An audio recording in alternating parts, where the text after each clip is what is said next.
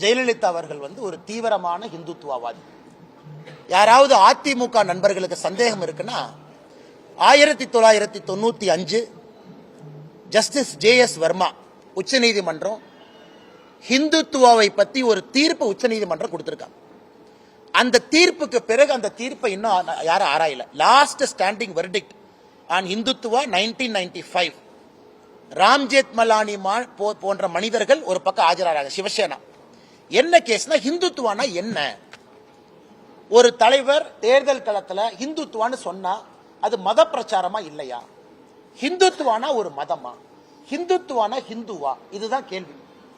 இது உச்சநீதிமன்றத்தில் ஒரு பெரிய டிஸ்கஷனுக்கு பிறகு ஒரு சரித்திர தீர்ப்பு கொடுக்கிறாங்க 1995. அதை ஏடிஎம்கே இருக்கக்கூடிய தலைவர்கள் ஒரு முறை அதை டவுன்லோடு பண்ணி படிக்கணும். ஹிந்துத்துவா என்பது மதம் சார்ந்தது கிடையாது. It's a way of life. அது வாழ்வியல் முறை. இந்த மண்ணினுடைய கலாச்சாரம், இந்த மண்ணில 12,000 ஆண்டுகளாக 20,000 ஆண்டுகளாக நாம் எப்படி வாழ்ந்திருக்கின்றோமோ அதை பிரதிபலிக்கக்கூடிய உணர்வு ஹிந்துத்துவா. ஹிந்துத்துவாவை பொறுத்த வரைக்கும் பல இடத்துல நான் சொல்றேன், அனைவரையும் அரவணைப்பது தான் ஹிந்துத்துவா. இத டீஸ்டா சீட்டில்வாட் அந்த என்ஜிஓ, ஃபேமஸ் என்ஜிஓ அம்மா இதை ரிவ்யூக்கு போறாங்க 2013. சுப்ரீம் கோர்ட் ஹிந்துத்துவா தீர்ப்பு தவறு பண்ணிருக்கீங்க, அது ஹிந்துத்துவா உங்களோட இன்டர்பிரிட்டேஷன் தப்பு, அதனால இந்த தீர்ப்பை மறுபடியும் நீங்க ஆராயணும் சுப்ரீம் கோர்ட் போகும் பொழுது சுப்ரீம் கோர்ட் 1995 தீர்ப்பை ஆராய மறுத்து விட்டார். இன்னைக்கு இந்தியால 1995 உச்ச நீதிமன்றம் கொடுத்த தீர்ப்பு ஹிந்துத்துவாவை பத்தி, அதுதான் இன்னைக்கு பைபிள், அதான் குரான், அதான் பகவத்கீதை. அதை வச்சுதான் நான் பேச முடியும். ஹிந்துத்துவா என்னை பொறுத்த உங்க ஹிந்துத்துவா என்ன? நல்ல கேள்வி.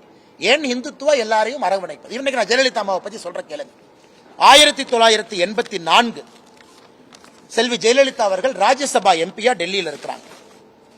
அப்ப பாராளுமன்றத்தில் ஜெயலலிதா அம்மா பேசுறாங்க. ஜூலை 26, 1984. நான் பிறந்த மாதம் ஒரு மாசம் கழிச்சு. அப்ப நான் ஒரு மாசம் குழந்தை. இப்ப ஜெயலலிதா அம்மா பேசுறத நான் அப்படியே படிக்கிறேன் ஆங்கிலத்தில். Finally I now pose 2 questions to the Honorable Minister for Home Affairs.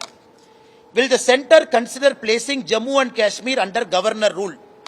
Why delay Jammu and Kashmir being integrated with the rest of the Indian Union? Why not bring it under the purview of the Constitution of India in conformity with all other states of Indian Union? அதாவது 1984 July 26 article 370 எடுக்கப்பட வேண்டும் என்று பாராளுமன்றத்திலே பேசிய ஒரு தலைவர் செல்வி ஜெயலலிதா.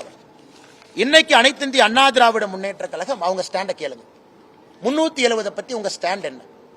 ராமர் கோவிலை பத்தி அம்மா ஜெயலலிதா அவர்கள் national integration council meeting November 23, 1992 பேசுறாங்க. என்ன சொல்றாங்கன்னா, கரசேவை என்பது தவறான வார்த்தை கிடையாது, அது சரிங்கிறாங்க. கரசேவையை டிஃபெண்ட் பண்ணி நேஷனல் இன்டகிரேஷன் கவுன்சில் மீட்டிங்ல சொல்றாங்க.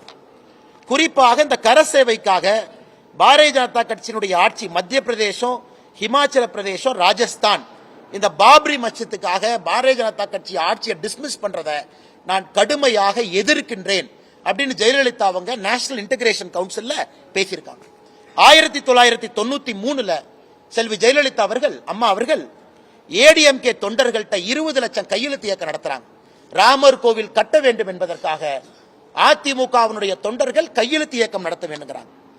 அதனுடைய நிறைவு விழா சென்னையில் நேஷனல் அவேக்கனிங் மீட்டிங்க்கு எல்கே அத்வானி பங்கேற்கிறாங்க. 2003 பத்திரிகையாளர் ஒரு கேள்விக்கு பதில் சொல்றாங்க, ராமர் கோவில் இந்தியால கட்டலினா பாகிஸ்தான்ல கட்டுவோம். ஆனா இன்னைக்கு அந்த கட்சியினுடைய தலைவர்கள் என்ன சொல்றாங்க, முட்டி வலி அதனால ராமர் கோவிலுக்கு போக மாட்டேன், இடுப்பு வலி அதனால போக மாட்டேன். அதனால இதெல்லாம் கம்பேரிசன் பண்ணி சொல்றேன்.